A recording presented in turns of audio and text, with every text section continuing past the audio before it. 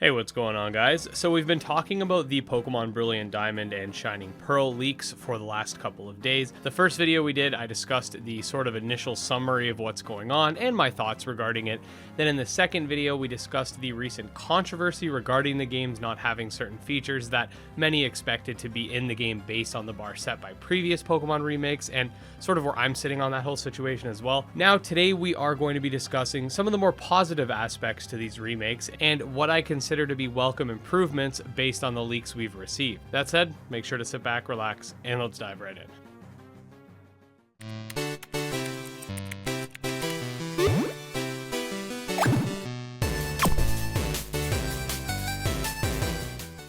Okay, so for starters, I'm not saying that any of the improvements I mention here justify the game's price point or lack of other features or anything like that, but rather, I'd like to also bring attention to the good that has arisen from the recent data mining. As usual, I won't be showing off any actual footage of the leaks or data mine for my own protection, but I will be discussing them, of course. Alright, so firstly, on the more visual / display side of things, the Pokemon models have been tweaked to be more similar to the Diamond and Pearl sprites, and fainting cries, allegedly, have been changed to be different than the cries a Pokemon makes when it comes out. Not huge additions here by any means, but I can definitely appreciate subtle changes that realistically the devs could have gotten away with not touching, so kudos for that. Now, more interesting than that is the post-game. So we know that unfortunately the Battle Frontier is not coming, which in my opinion kind of sucks, but one thing I will say is that gym leader rematches and a second run through the Elite Four and Cynthia have been confirmed, and it's been noted that the post-game in general is quite challenging. Cynthia's team is also now the highest level in Pokemon history according to the leak source during that second fight. This is an example of the type of stuff I want to see in an enhanced remake. More post-game activities and improvements to the originals. Speaking of which, they added back the retro music item that originally debuted in Heart Gold Soul Silver, which in that game was called the GB sounds, but now it's just called the DS sounds, which again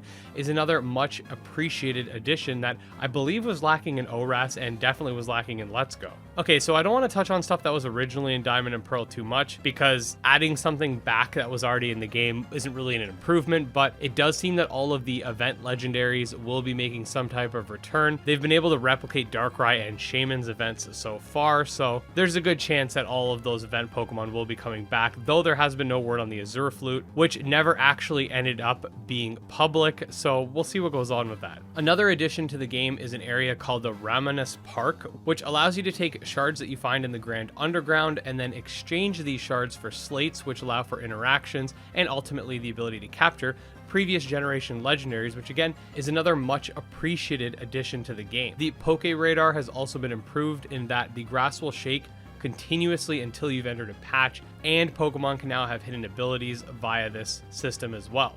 But yeah, that was a pretty quick rundown of some of what I consider to be genuine improvements made with the Gen 4 remakes.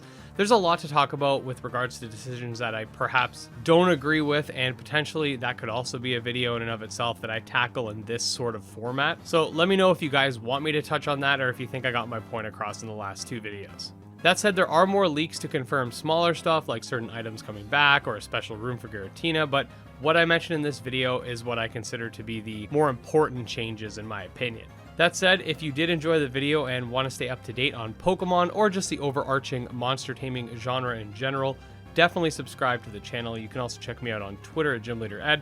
Check out our Discord, all links will be in the description. Special thanks to the channel's patrons, especially Steel Case and Jim Hamilton, our mythical tier backers.